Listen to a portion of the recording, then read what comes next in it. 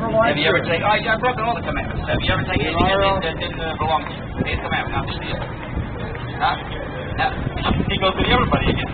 We're talking about you, don't you get it? We're talking about you. That's the whole point. You're the one that's going to have to face the Holy God, and you can't point at other people's watch bad behavior and make it like it's okay. That's my point, but we're asking you. Are you a liar? I already took calm down. I already told you I've broken all the commandments. What else you want? Did I not say I broke them all? Many times. Okay. And I didn't say everybody else did. I said I did. So I'm asking you, eighth commandment, have you ever taken anything that didn't belong to you? And what do they call people who do that? Thieves. Very good. Third commandment, you have not to commit blasphemy. You take the Holy God's name, you like a full little filter and swear. Have you ever done that? JC, GD, OMG, you give a type it. That's your opinion. Yeah. The last one, and by the way, that one on again. Go read the scriptures. In Matthew, he said that God will not hold that person guiltless who takes his name in vain. He's very serious about his own name. And yet in our culture, it's all, I'm all night, I'm very nice. Every other word in their mouth is a swear word. They don't care, right? Well, how about you? You just admitted to doing the same thing. Swearing. Okay, Jesus is no different. One more, we're done. The seventh commandment says not to commit adultery. But before he answered that, Jesus said if you just look at another person and you lust after them, sexual desires, then you've already committed adultery with them in your heart. Have you ever done that? Because God created you. Have you ever done that? Huh? Yes, I have. So what's your first name again? What's your first name again? God is also James, that's right. On top. I did. But you look, James, in your own admission, you're a lying thief and a blasphemer and adulterer heart. That alone doesn't sound like a good God God. in the Hindu religion, God is. So based on that, that's the evidence, that's the point. If you were to die tonight, just with that alone, you've done 4 of the 10 commandments, there's 6 more to go, and you're facing a holy God, how do you think he would find you based on those commandments? Would you find innocent or guilty in his eyes? I would be guilty. You're right, that's the answer, because we'd be guilty. We're all guilty. Because, James, if you're innocent, what do you need Jesus for? He's not better than me. If you're innocent, what do I need to be saved? From what? I'm innocent. God, you're not going to punish me. I don't need your son. You wasted your time sending him down to die for me. He came down to die for the what? The sinners. Don't you get it? So God would have to find you guilty. You have no other choice. You violated his laws. And remember, I only asked you, did you ever tell a lie? I don't ask you how many times have you lied. Look at all the times you compounded it. So once you admit that and you accept that fact that you deserve to be punished, because right, where would he then God have to send you? Heaven or hell? I don't want Come on, if you're a lawbreaker, where's he going to send you? You got to know the answer. Now, where would he send you? I don't answer. Yeah, I mean, you have no choice, right? If the righteous are here, but those who are not are going to go to hell. People don't want to talk about that. They don't want to mention hell in church, for Pete's sake, because you guarantee you don't even hear it in your church. So if you got to go to hell, then, well, we know one thing that many don't know, and that's why we want to share with them. What did God do for us so that we wouldn't have to go to hell? Again? Okay, I like it when they use his name instead. You know what I say to people when they see he died on the cross? They go, Muhammad died on the cross. Thank you. He has a name. It's Jesus Christ. He died on the cross. He died. He paid the what? The fine for the crime that I committed. And that you committed. And that's what sets me free. And because I understand I was going to be punished, I now esteem means I value, that death on the cross. See, I don't take Jesus to fill the hole in my heart. That's the modern gospel, that's the prosperity message that Bill Bright himself even said it was wrong.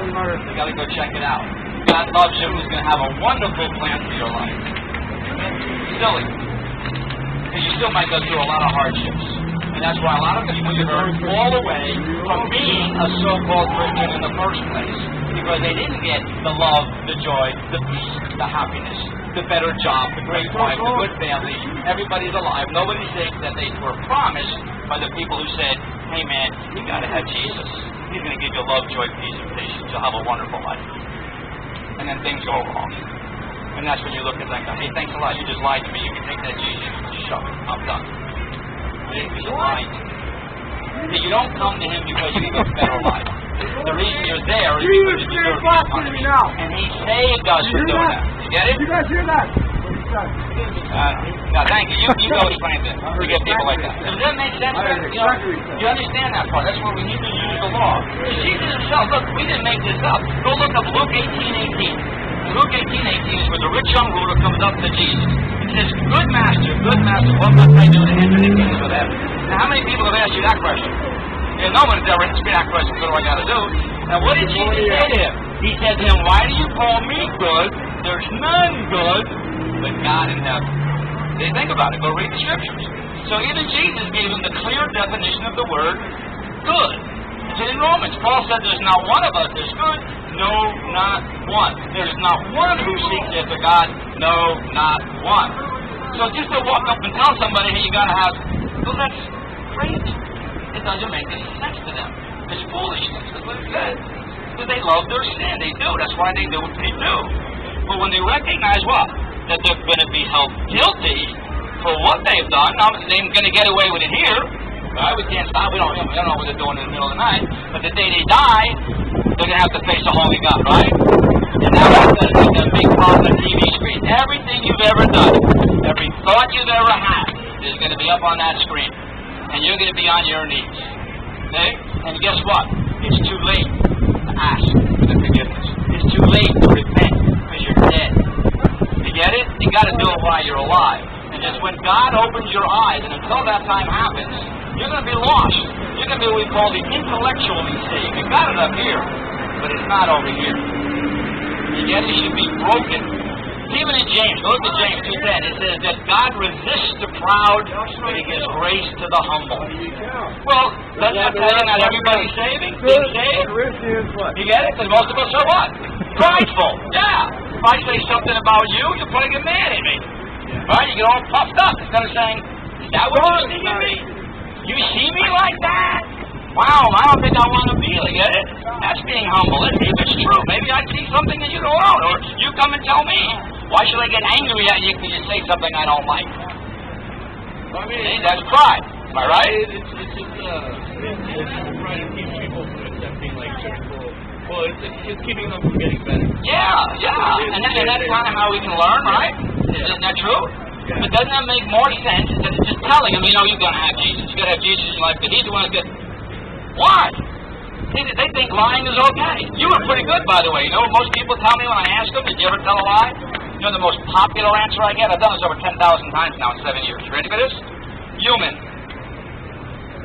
So James, how could a loving God, because I'm told that in all churches, God's love, punish anybody who does what's human? Because He made us. So lying, I guess, is okay. Because it's human. Natural. We all do it. That's what I hear. Eh? So where's the repentance in that? Where's the heartfelt sorrow for doing it? Actually, things that are not of God are not human. You what? I got kidding with my human. Things that are not of God are actually not human. They're of the demonic. Well, yeah, okay, I'm very sure, and that's the point. But what are they saying? Lying is okay. Because we're human. But I don't want to hurt my friend's feelings, so it's okay to lie to him.